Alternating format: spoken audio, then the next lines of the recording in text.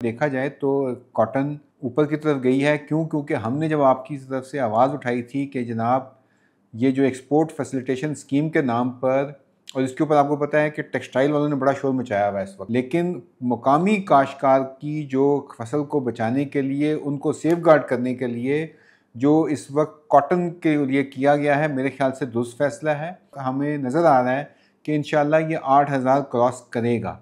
क्यों? क्योंकि अभी जो कंपनीज़ हैं वो बाय कर रही हैं। लेकिन एक चीज़ इसमें जो इम्पोर्टेंट है वो ये है, दो ऑप्शंस हमने जो अभी ट्रम्प साहब के साथ डील की है उसमें कॉटन बहुत अहम है। अमेरिका की बहुत बड़ी मिकदार पाकिस्तान ख़रीदता है।